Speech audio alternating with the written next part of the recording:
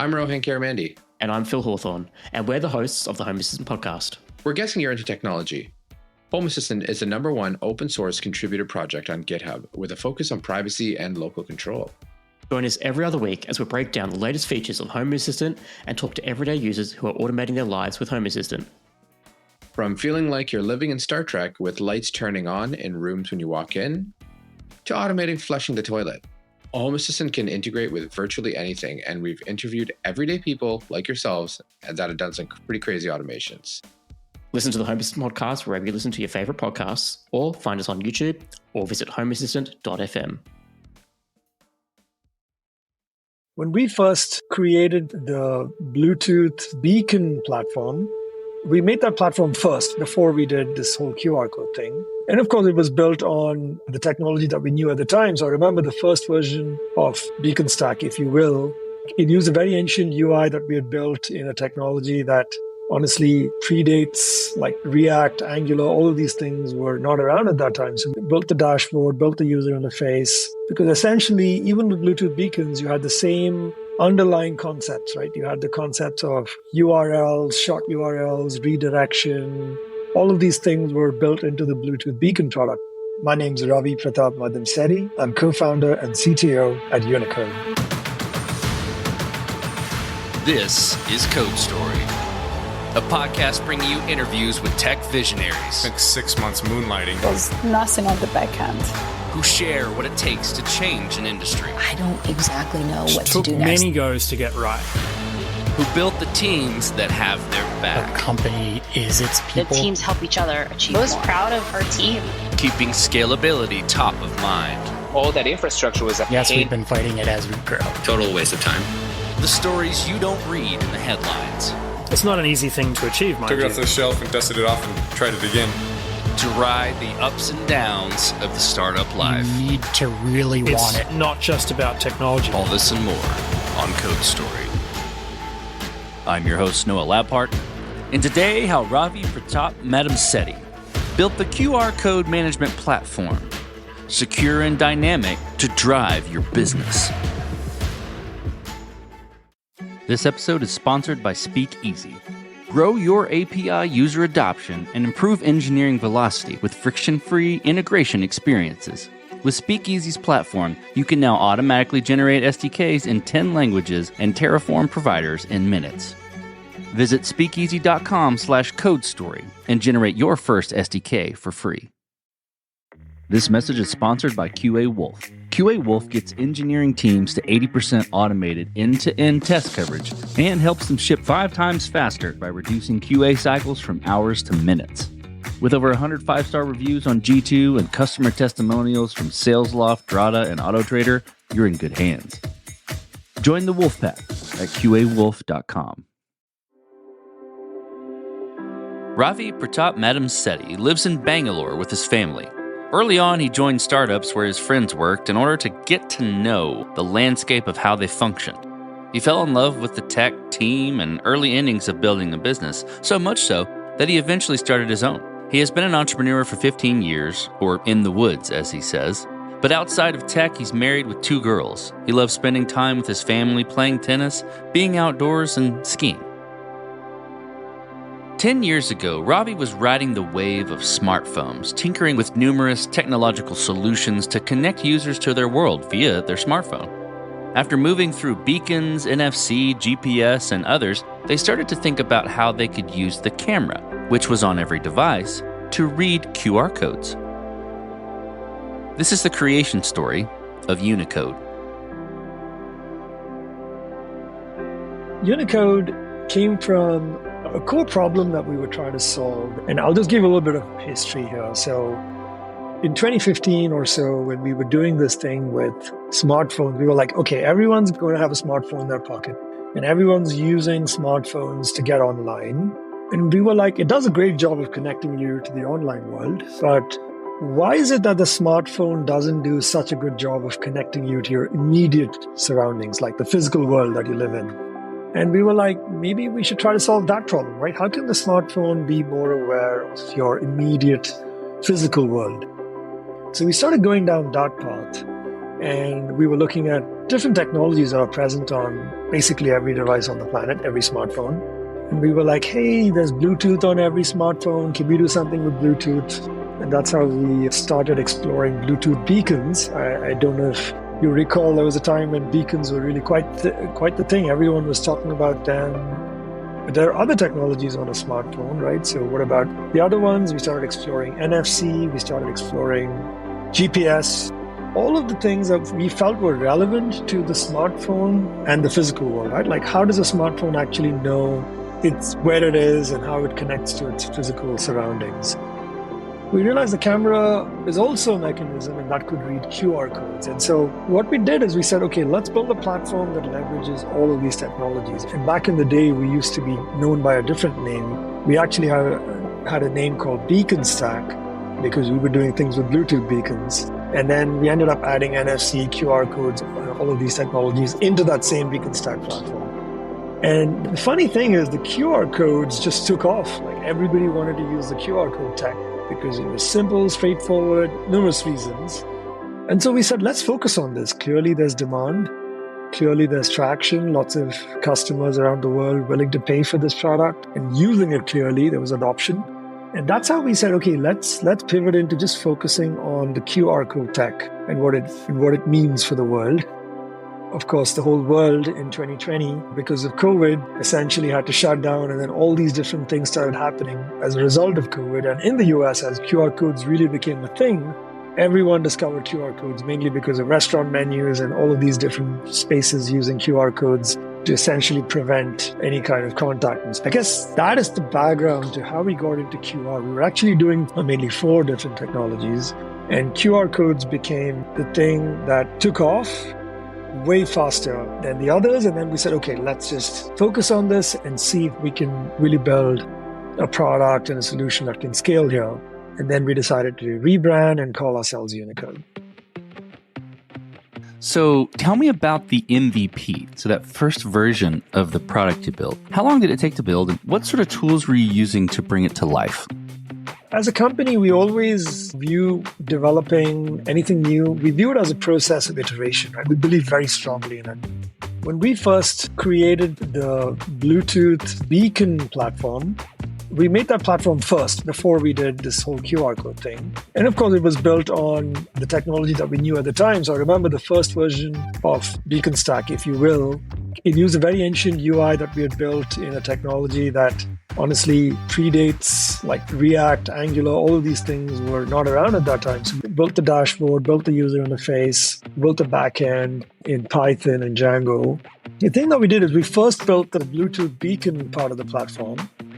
We said, oh, this is actually a variation of what we can do with Bluetooth beacons, because essentially, even with Bluetooth beacons, you had the same underlying concepts, right? You had the concepts of URLs, short URLs, redirection. All of these things were built into the Bluetooth beacon product as well.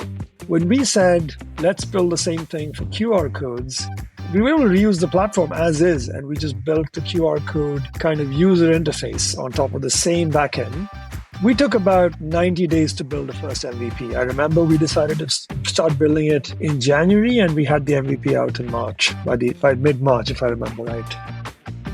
Let's stay on that for just a minute. I'm curious if there were decisions, like cornerstone decisions or trade-offs you had to make that really shaped how you built that first version, right? Or accepted that first version. And that could be, around accepting technical debt, could be around feature limitation, or even approach to the market, things like that. Tell me about some of those you had to work through and how you coped with those decisions. So I think one of the things that I remember we were a little, unsure of is the UI itself, right? It was built on this really old Express.js, something I don't even remember what it was built on. I remember there was this point when we had to decide if we were going to build it all from scratch or if we should just continue basically with the existing framework and try to add the QR code functionality to it. Now, as a platform, we'd already separated the UI from the backend, right? So we had separate REST APIs, and those were separate from the front end itself. Thankfully, we didn't have a really tightly coupled monolithic application or anything like that. But there were a few ideas back then. Somebody said we should rewrite the whole UI before we launched the QR product. Someone said, no, let's redo this with microservices, and that'll really make it more scalable. what I've tried to follow is engineers typically overestimate scaling problems before they actually become problems. So what I said was, it's more important for us to get the product out there and see if this really validates the hypothesis that we have. Like, we had a hypothesis. We said, there's demand out there for folks who need to create QR codes and do dynamic QR codes in a platform that does that. And I said, there are so many unknowns there. We didn't know what the core value props were going to be. We were like, okay, here's the minimum viable product, but would this resonate in the market? And so I said, let's not rebuild UI. Let's build on top of the existing UI that we have. And I said, what we'll do is we'll learn by doing that. So by launching early, we'll basically pay attention to feedback, use that to determine whether it was working or not in the first place. And that would give us an opportunity to maybe invest more resources to redo the UI if we thought it was a blocker. And so one thing that we did then is we said, let's not touch the backend because the backend seems to be working fine. And I think that one thing that helped us was we had a high degree of confidence because of what the product was already doing for that existing market, right? So we were servicing beacon customers using our Bluetooth beacons and the software platform supporting it. So because of that confidence, we said, this is working. We're trying to validate this hypothesis around this new product. So let's go first build a new UI, show it to customers or show it to users, trials or whatever, have folks actually use it. And then we decide, okay, do we need to invest in a better user interface? Do we need to invest in redoing key elements and so on? That was the part which has been a core philosophy at our company from day one. Like I would say from day one, but even from the time we launched the QR code product, we said, let's listen to customers. So one of the things that I remember I would pay very close attention to is every day I would start my day by logging in and looking at all the support tickets that have come in. And I would turn on my dialer and I would look at all the voicemails that had come in. And if someone had called us and we missed the call, I would actually return all those calls and reply to all the support tickets first before I even decided to go build anything new or work with the engineers on some of the things that we were planning or that we were in the middle of. That was how we paid very close attention to the various signals coming from our users. And we used that to kind of decide whether to make further investments in tech debt or pay off tech debt and so on. This message is sponsored by SnapTrade. Link in user brokerage accounts and build world-class investing experiences with SnapTrade's unified brokerage API. With over $12 billion in connected assets and over 300,000 connected accounts, SnapTrade's API quality and developer experience are second to none. SnapTrade is SOC 2 certified and uses industry-leading security practices. Developers can use the company's official client SDKs to build investing experiences in minutes without the limitations of traditional aggregators.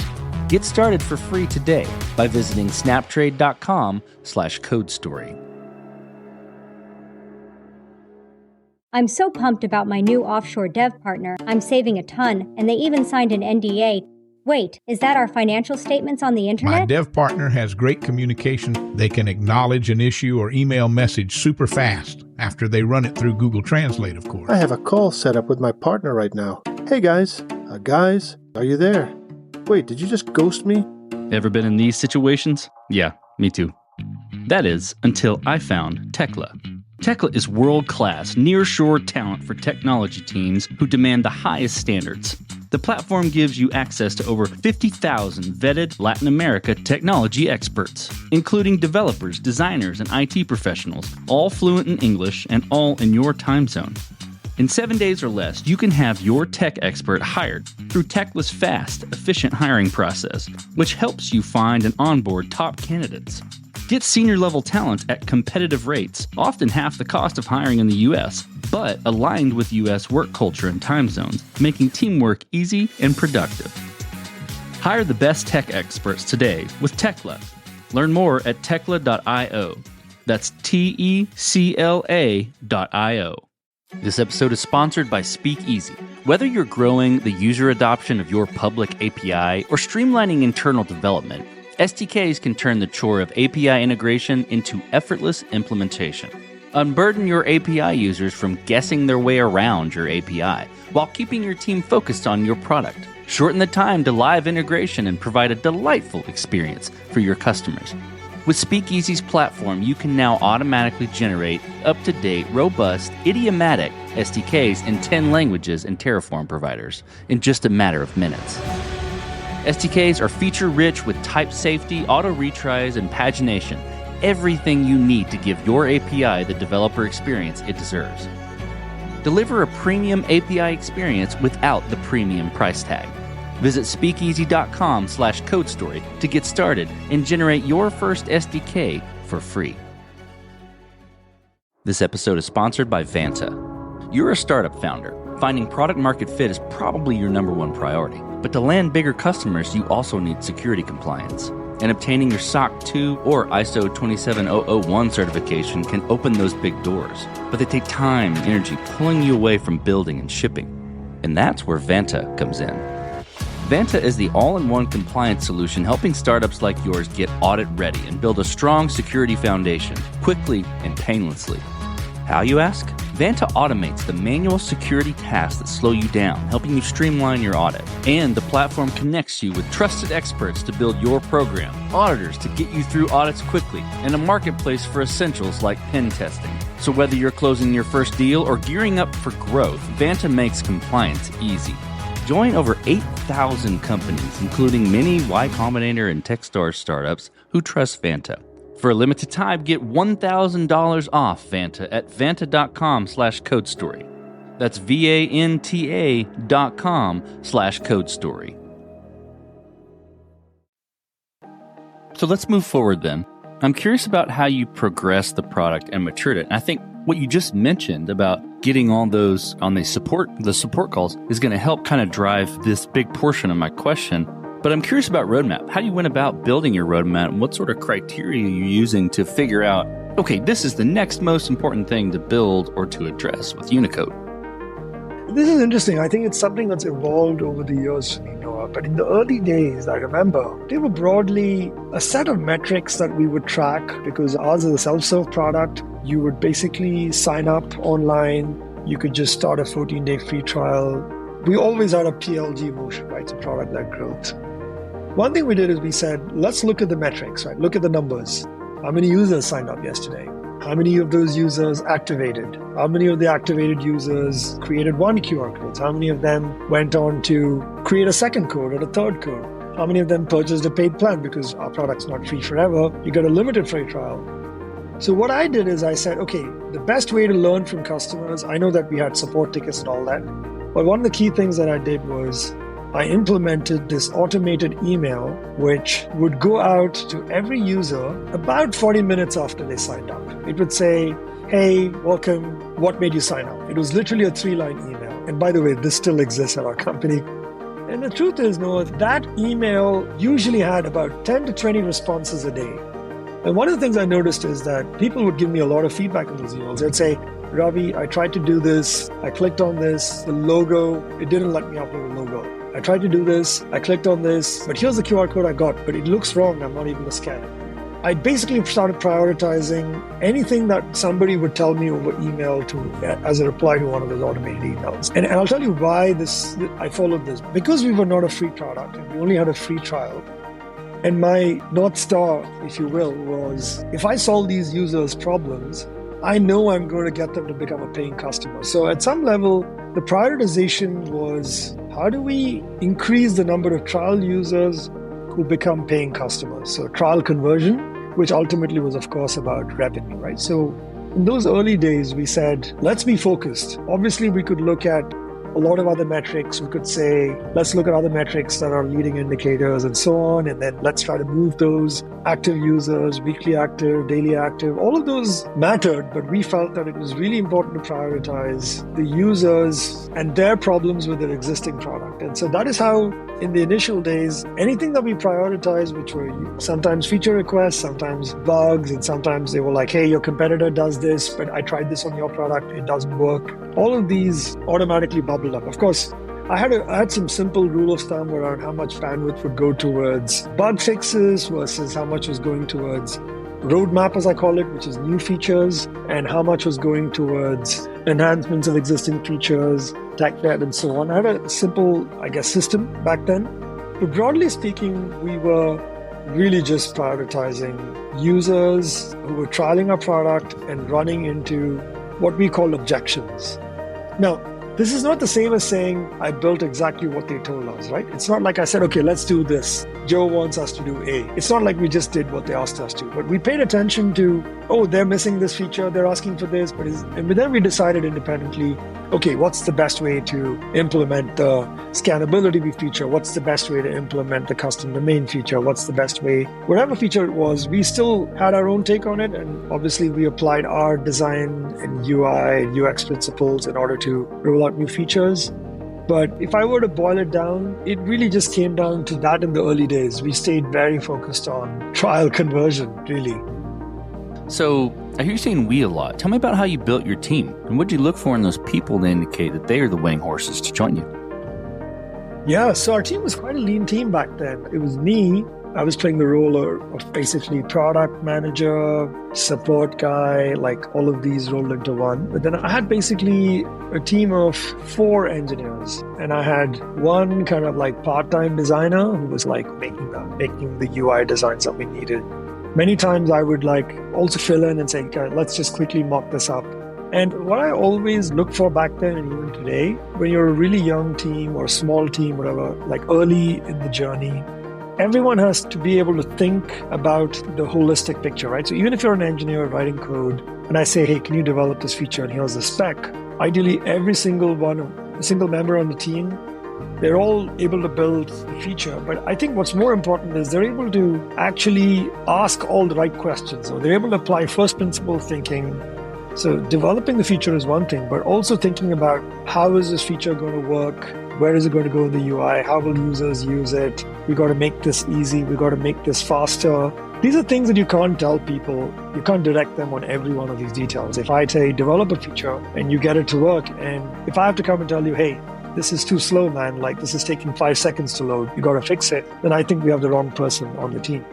In those days, it was basically a team of curious people who were excellent at what they did, like whether it was code, writing code or designing, but people who thought about the holistic problem, were able to put themselves in the customer's shoes. They understood what the user was trying to do. They were able to ask very good questions. They were able to think from first principles.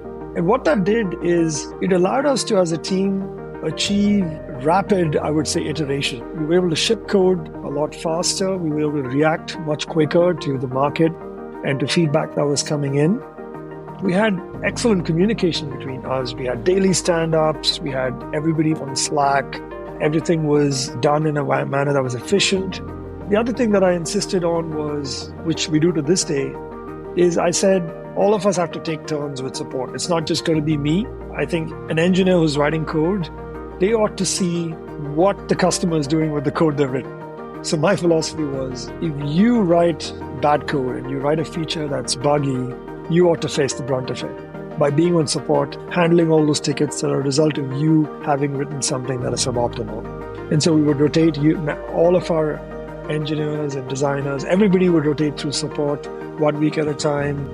We had obviously reviews, code reviews, design reviews. All of this we did it as a team. We didn't say you're the tester, you're the developer, this is not your problem and this is someone else's problem. I think we looked at everything collectively as a team, and that I think really worked for us.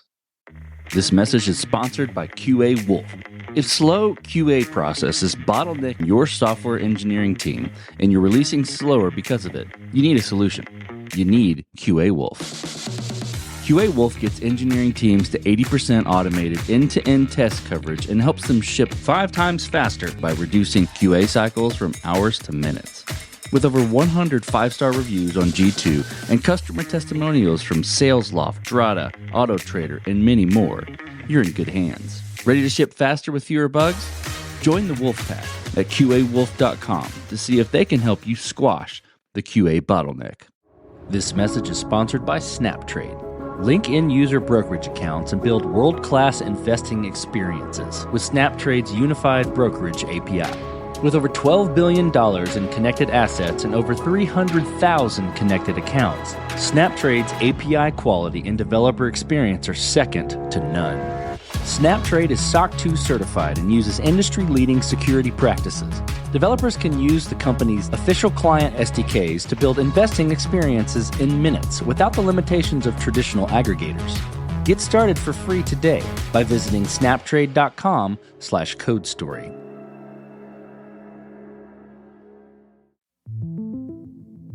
Let's talk about scalability. Was there any interesting areas where scalability popped up, either in the technology or in the business, where you had to fight it as you grew?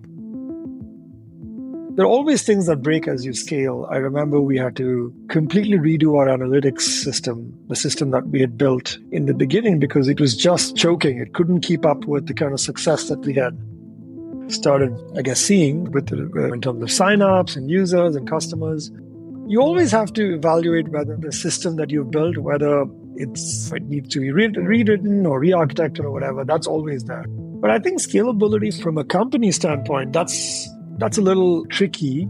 As you get a little bigger, what happens is you start to get folks who are not just the ones who are swiping a credit card, using your product online. There are folks already who want to schedule a call with you. Sometimes they're a bigger company. Sometimes they want to talk to a sales team.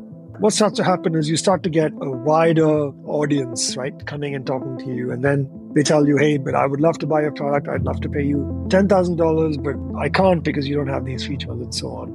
And one of the things that I think is tempting to do in those early days is it's very tempting to say, you know what, I'm going to now really focus on the guys who are ready to pay me the $10,000 for the subscription, and let me just prioritize them and not so much the self-service guys whom I'm not talking to necessarily, but who definitely just paying me, let's just say, a few $100s a year. And this is, I would call I think it's a classic startup dilemma. Many times startups have to navigate this. They have to decide between shifting focus or staying true to your core segment.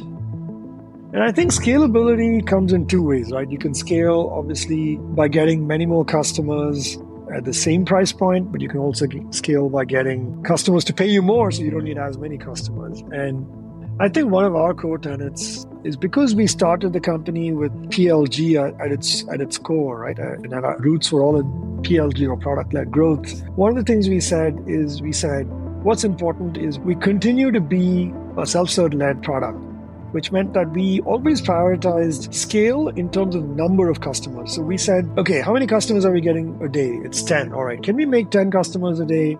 20? Can 20 become 40 and 100 and so on? And we prioritized scalability in that sense, which is we wanted a larger number of customers. While of course we tracked like your average revenue per account and things like that, we felt true scalability was when you had hundreds and thousands of customers using your product in a self-serve manner. And at the same time, you were able to service the needs of larger organizations through the same product. So that was another principle that we always had from day one. Like we started getting larger customers who were interested in some of the enterprise features that we're building out. And we said, yeah, that's fine. We'll build those features. And what we started doing is we said, we'll always make it so that the feature is actually built into the platform and it's available to everyone in the platform. Of course, there were rules around what subscription you needed to have. So whether you were on the starter plan or the light plan, pro plan, and so on, we never built different versions of the platform for different kinds of customers or different segments of customers. So we always said single platform, but servicing multiple segments. And we said the same platform should be able to service the large companies like the Nestle's and the Nikes and the Marriott's and the Revlons and everyone that was coming to us. Of course, we needed to scale up infrastructure, but we said we're going to maintain just one version of the software. The software is the same. It's just designed to handle different tenants and different scale, hundreds of customers, hundreds of QR codes, thousands of QR codes, tens of thousands of QR codes. So we always looked at scalability as offering a single system, but being able to go to tens of thousands of customers. So as you step out on the balcony and you look across all that you've built, with Unicode in particular, what are you most proud of? We reached nearly 50 million users through the platform that we have today.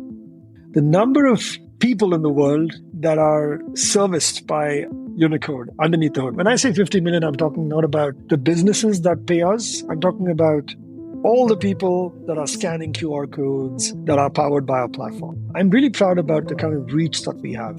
The number of countries. We're present in over 50 countries, our customers and their users and their customers. And the kind of reach that we have through this software, which quite frankly, it appears to be somewhat simple software to manage QR codes. But I've always believed, Noah, that you can do something simple really well and have a tremendous amount of impact. And I'm proud of the fact that Unicode today reaches that many million users and has reach in that many countries, frankly. So the global reach that Unicode has today, that's something that makes me really, really proud.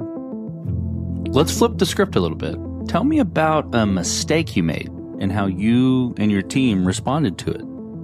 One mistake that comes to mind, which I'll talk about, is the notion that you can make more revenue by increasing prices on customers who've been with you, or existing customers, basically. So what happens is you sometimes think, hey, I've made so many investments in the product, the platform has evolved so much. Why is it that I'm still charging the same amount to someone who's signed up 2 years ago or 3 years ago? Why shouldn't I increase prices? And to be honest, a lot of folks will tell you that's not something that's unheard of.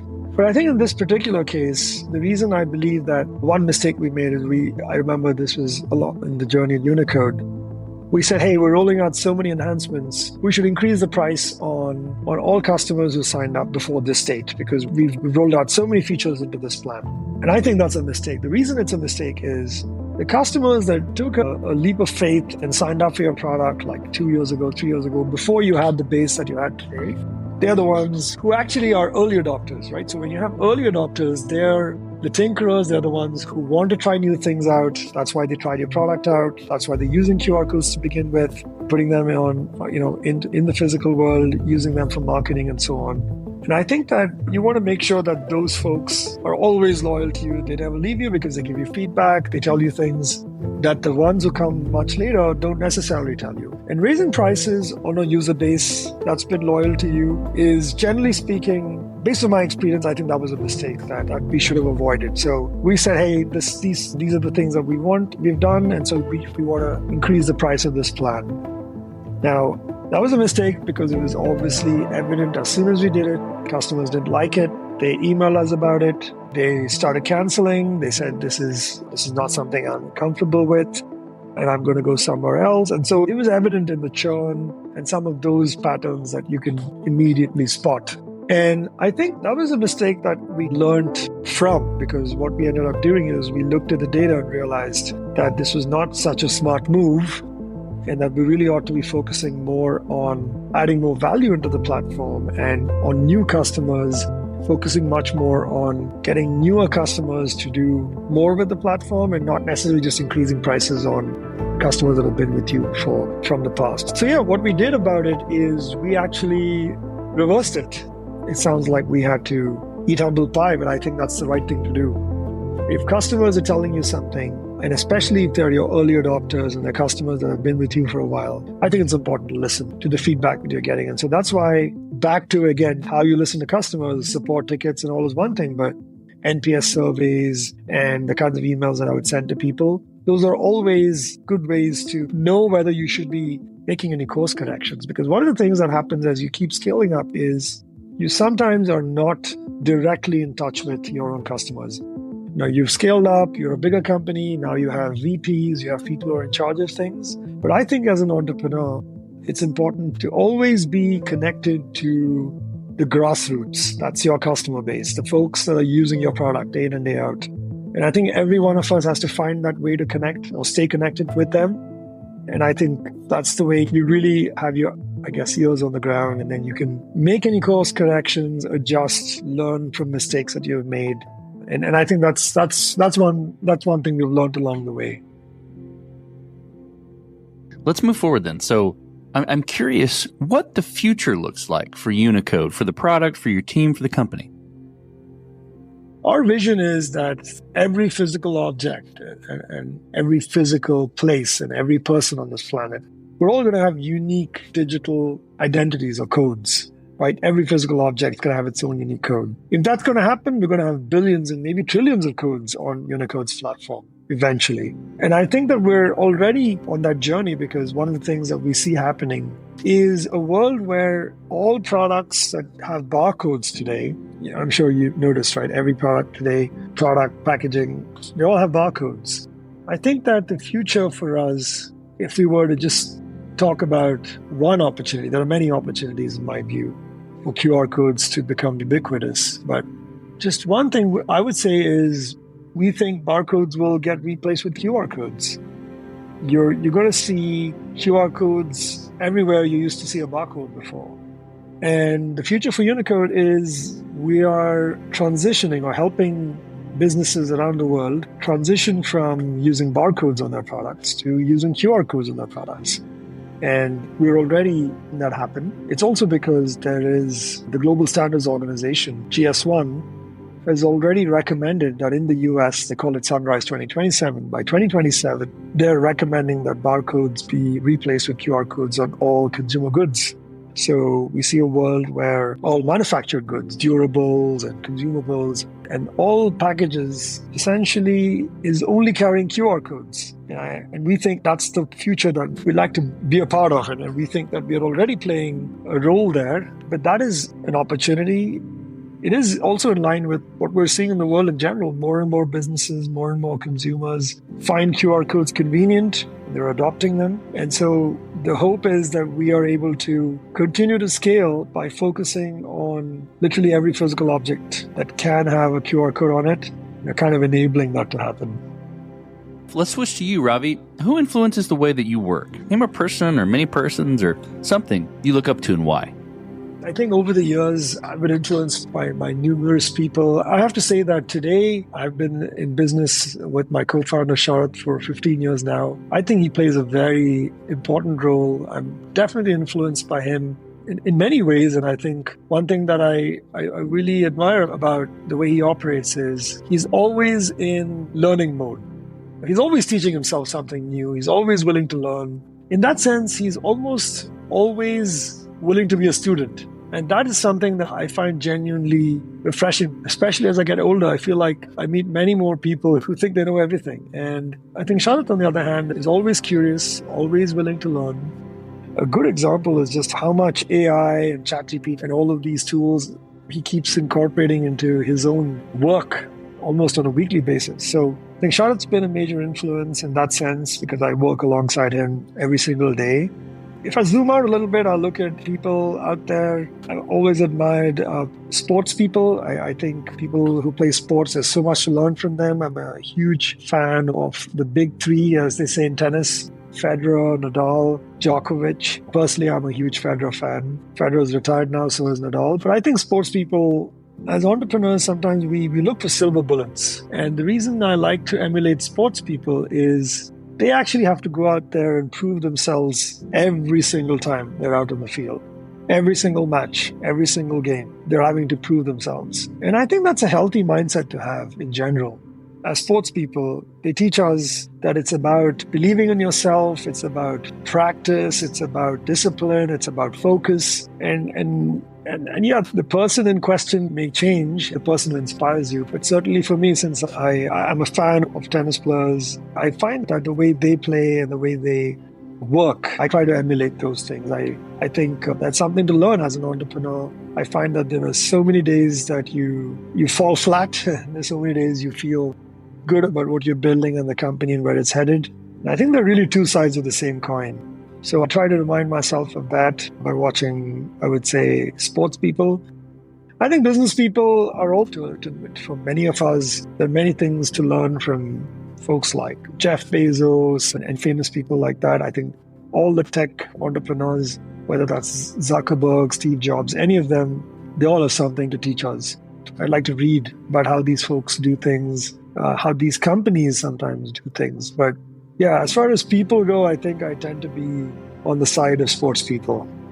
Last question, Ravi. So you're getting on a plane. You're sitting next to a young entrepreneur who's built the next big thing. They're jazzed about it. They can't wait to show it off to the world. And can't wait to show it off to you right there on the plane. What advice do you give that person, having gone down this road a bit?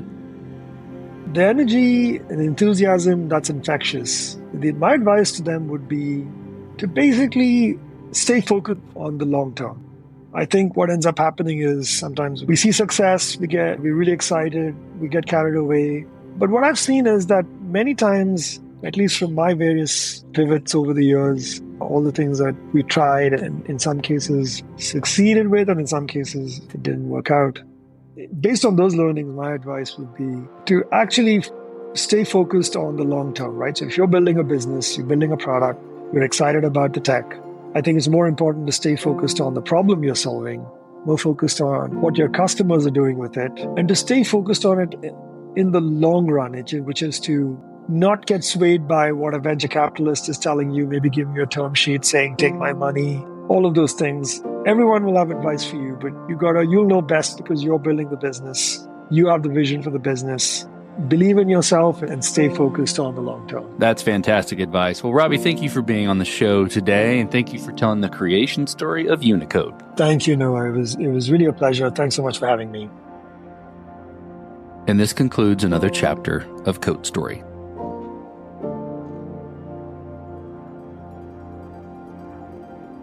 Code Story is hosted and produced by Noah Labhart. Be sure to subscribe on Apple Podcasts, Spotify, or the podcasting app of your choice. And when you get a chance, leave us a review. Both things help us out tremendously. And thanks again for listening.